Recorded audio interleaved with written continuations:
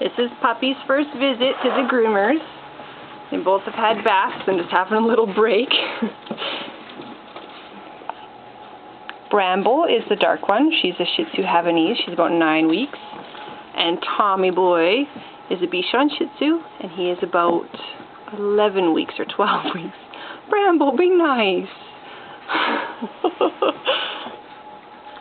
She seems to be... Oh, let go of his tail.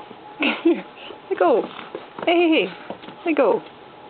That's not very nice. I think she's going to be a strong-minded little girl. Alright, someone needs a timeout. Easy.